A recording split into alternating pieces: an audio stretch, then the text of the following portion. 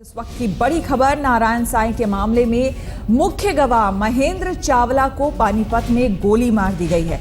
महेंद्र चावला को अस्पताल में भर्ती कराया गया है। आपको बता दें कि महेंद्र चावला आसाराम के पूर्व पीए हैं और उनके खिलाफ खुलकर बोलते रहे हैं। साथ ही नारायण साईं के खिलाफ भी इन्होंने बयान दिया है, लेकिन अब तक आज की घटना के पीछे की वजह का पता नहीं चल सका है।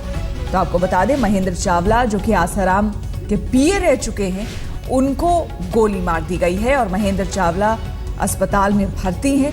आपको बता दें, पानीपत में मारी गई है ये गोली, लेकिन किसने गोली मारी है इस बारे में जानकारी नहीं मिल पाई है। हालांकि पहले से ही महेंद्र चावला शक जताते रहे हैं जब से उन्होंने आसाराम बापू और नारायण साईं उनके बेटे के बारे में खुलकर बोलना शुरू किया था। और ये पूरा मामला दोनों पिता पुत्र के बारे में जब सामने आया था तो सबसे ज्यादा जो बातें उजागर की थी खुद महेंद्र चावला ने की थी। सत्येंद्र चौहान हमारे संवाददाता हमारे साथ जुड़ गए हैं। सत्येंद्र, क्या कुछ जानकारी मिल पा रही है, क्योंकि महेंद्र चावला ही वो शख्स है जिन्होंने आश्रम के अंदर की कई महत्वपूर्ण बातें लोगों के सामने, मीडिया के सामने लेकर वो आए थे और उन्हें अब गोली मार दी गई है। क्या अपडेट इस खबर पर?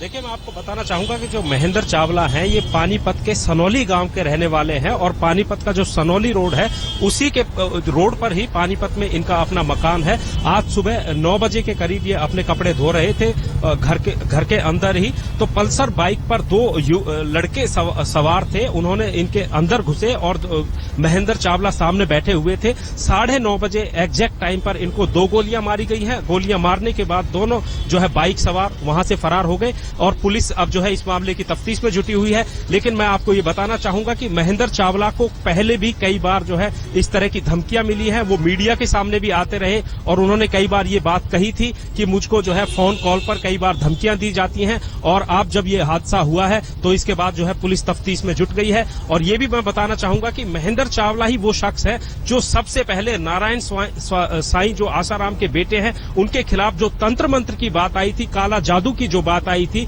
तो इन्होंने ही पुलिस और मीडिया को ओरिजिनल पत्र जिनके ऊपर मंत्र लिखे हुए थे और वो पत्र जो इनको लिखे गए थे वो इनको दिए थे। हालांकि इनको उससे पहले आश्रम से निकाला जा चुका था। उसके बाद में आसाराम के ऊपर और नारायण साईं के ऊपर इन्होंने कई सारे बेहद गंभीर आरोप लगाए थे।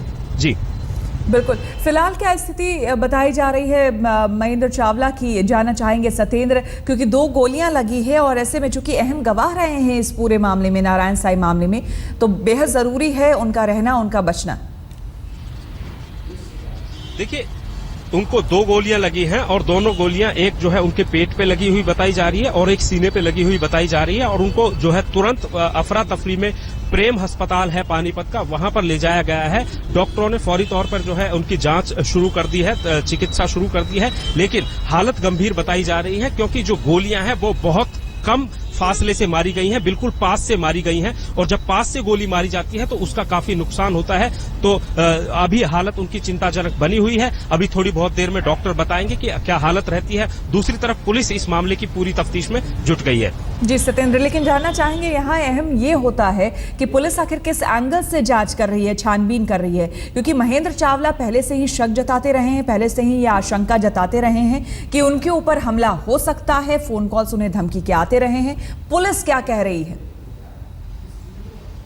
देखिए, अभी पुलिस के जो अधिकारी हैं उनसे बहुत ज्यादा इस पूरे मामले पर बात नहीं हो पाई है, लेकिन मैं आपको पहले जैसे बता रहा था कि महेंद्र चावला का ऊपर जो हमला हुआ है उसके तार कहीं ना कहीं किसी साजिश से जरूर जुड़े हुए हैं, क्योंकि वो शख्स इस तरह के कोई बहुत बड़े व्यापारी नहीं है, बिजनेसमैन नहीं है, या फिर किस तरह का कोई उनका इस तरह का कोई लेन देन नहीं है।